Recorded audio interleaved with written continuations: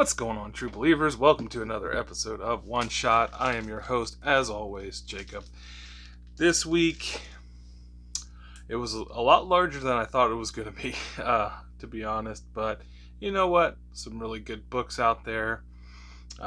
As always, spoilers do happen here. I do reviews on books from this current week. So if that's not your thing, I understand, but let's jump right into it with a couple of issues here from, I think, a couple weeks ago.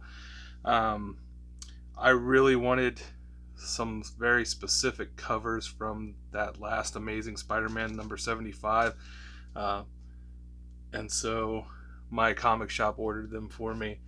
I love the artwork done here with the Scarlet Spider. I had to pick it up. Scarlet Spider is one of my favorite designs. And then to go along with the other issue I got, that Hobgoblin, is it Yusko? I'm not sure how they pronounce the artist name. But he's doing a series of these kind of villain covers, and I think they're pretty phenomenal, so I picked that one up as well. But let's start this week's comics off with a bang, shall we?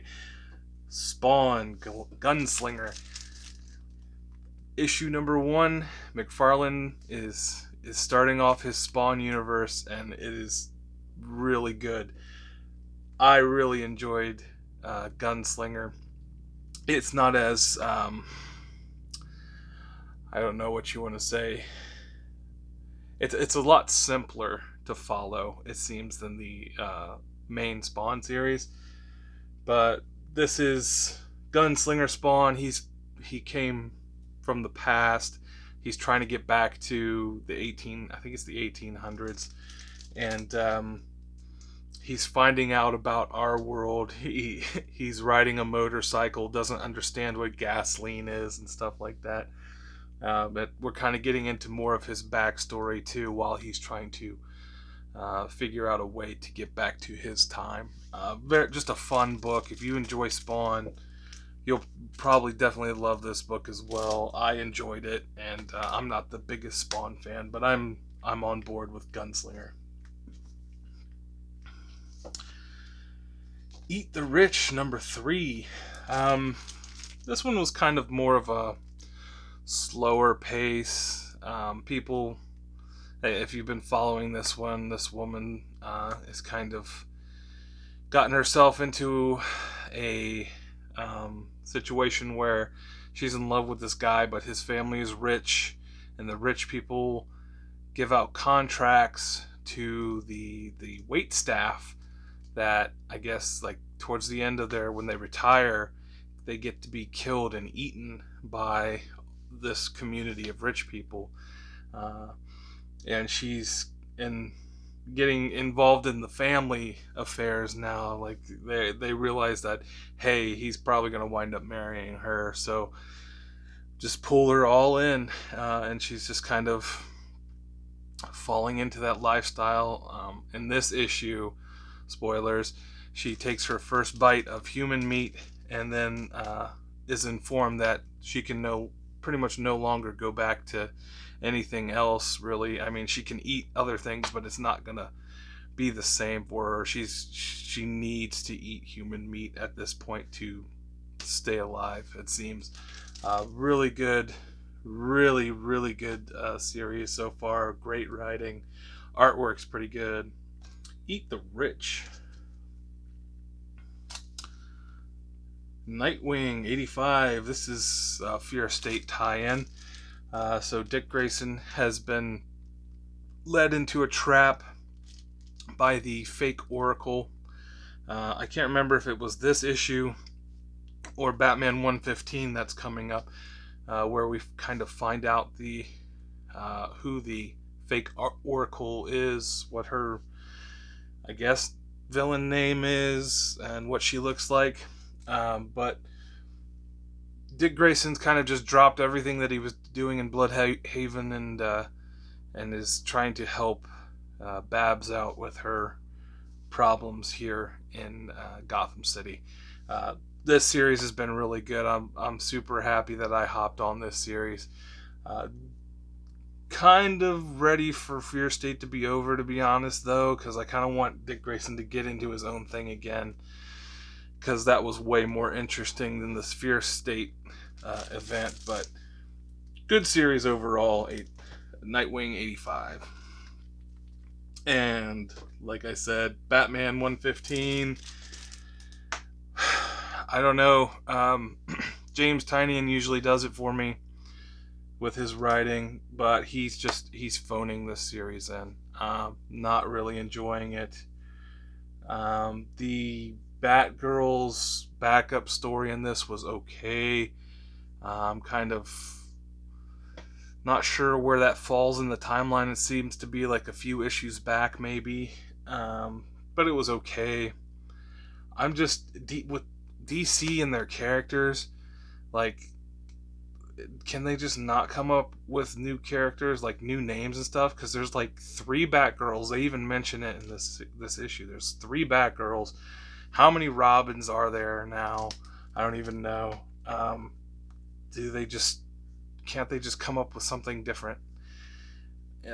I mean, even Superman. Superman has a son. What is he? Superman. Come on, guys. You're a creative team. Get creative.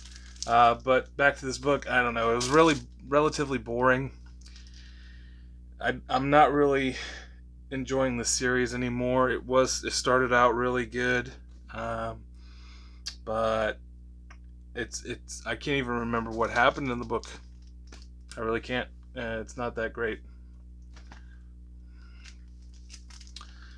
Clans of Ballari, issue 4. I think this might have been the last issue. The way they ended it, it seems like it was the last issue, but it seems like it's setting it up for another series of some sort. This series was okay. It started out interesting and then just kind of, I don't know, I kind of got lost the plot, I guess. It got a little too people around a table talking type for me. And then things that should have had more attention drawn to them, they just kind of came and went. And I was hoping for a little more action in that, setting. But it was okay. The artwork was okay. If they do another series, am I going to pick it up? I might try the first issue, and if it's just more the same, I probably won't pick up anymore. But it was okay. Don't really recommend it, but if you do and you enjoy it, great. Thor 18, another Just Go cover. I'm just going to call him Just Go because I don't know how to really pronounce his name. This one was kind of a in-between issue. It was more about Throg putting together an Avengers team of animals to help Thor, I guess, become worthy again and find his hammer. Even though in this issue, when he goes to meet Throg, he has his hammer, but he doesn't have his hammer anymore. It's missing. So I think there might have been something there where they screwed up. Just something I noticed. It was okay. It's just a setup issue for something else. Not All Robots, issue number 3. So the humans and robots are currently fighting because they think the robots are, favoring robots, which seems accurate, and that they're kind of enslaving humans. So there's kind of an uprising with the humans, and then robots are going to be replaced by other robots, so they're kind of upset that they're losing their jobs, just like the humans did.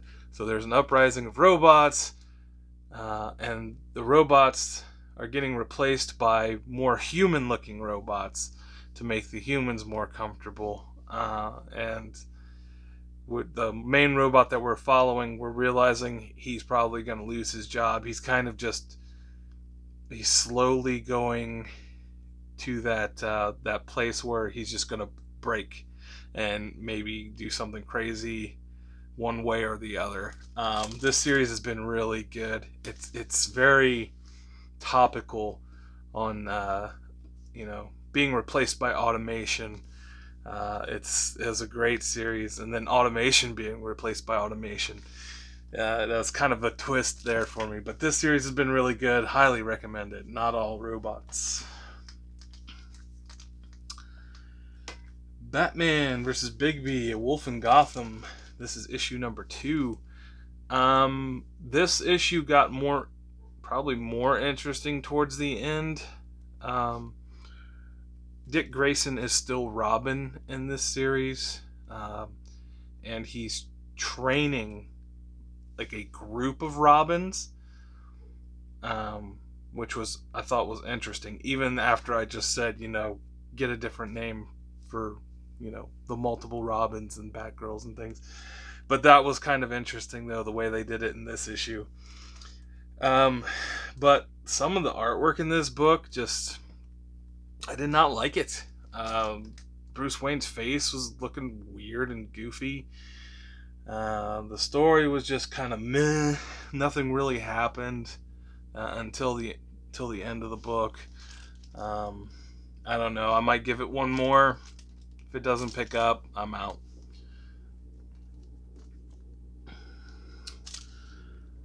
E.T.E.R. When I read what this book was going to be about, I was interested. Then I started reading it, and I was like, this artwork's not doing it for me. And the story was kind of meh. And I was like, I don't think I'll be picking up any more of this book. Then I get towards the end of the story, and I'm like, okay, that was decent. And then there was a backup story in this book, and the artwork was much better, and the story was way more interesting. And I was like, okay, if it's going to be more like that, I'll be in on this book. But if it's more like the first one, count me out. The main story was this lady who was a doctor was getting off of her shift, it seemed like, and there was a car accident outside the hospital, and she had to hold her hand on the artery of this victim that was bleeding, and these people came out with a gurney to take him away, and they wanted her to leave, but she refused because she's basically saving his life by holding his artery. So they took her into the basement, which the hospital doesn't have, and it turns out it's more like a Men in Black scenario. There's like aliens everywhere. It was kind of cool starting out like that.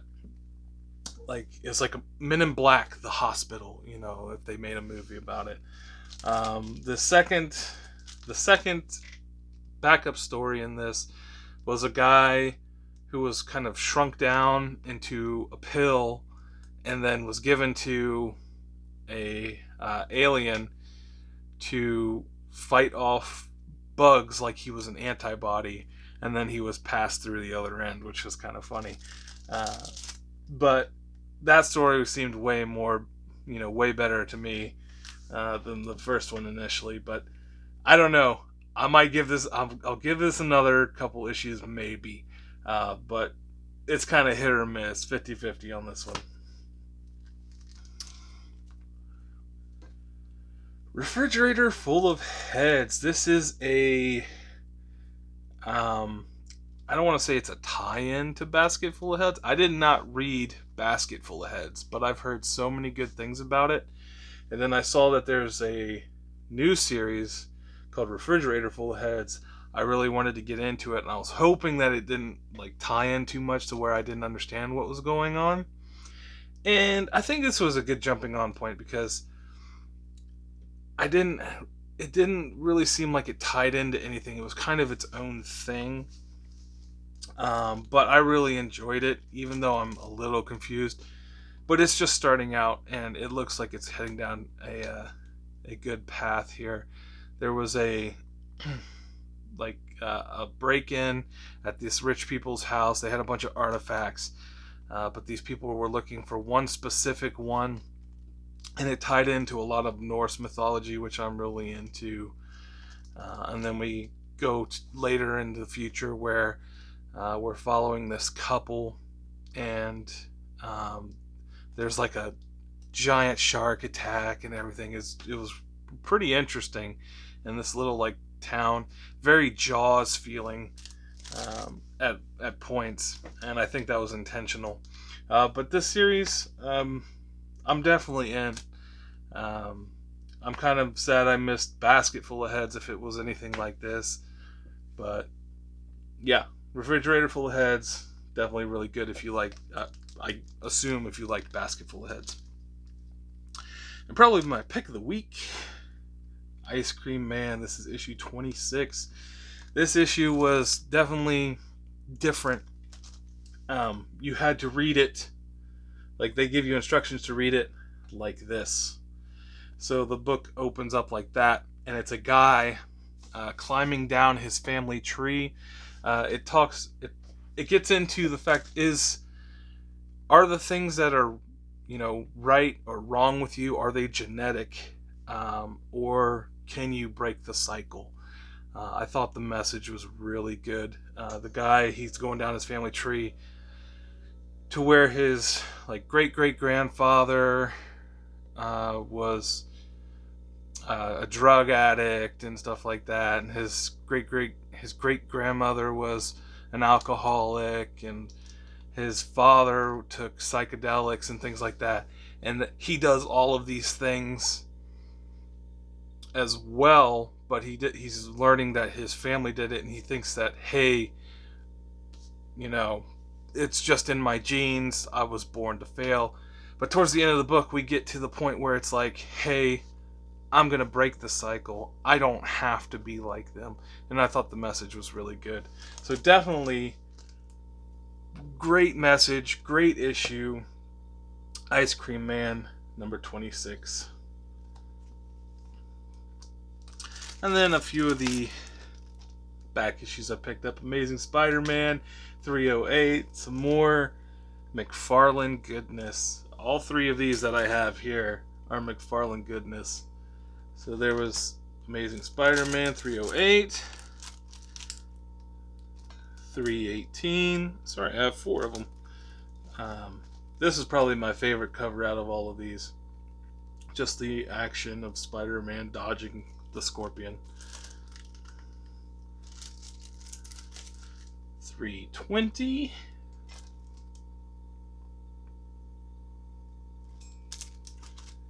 And 321. Well, that is all I have for you today. If you could, leave me a like down below. Leave me a comment. Tell me what you're reading. Tell me what I should be reading. Do you think my reviews of some books are a little harsh or not harsh enough? Let me know down below. But thanks for stopping by. Come back next week for another episode of One Shot. And as always, have a good day.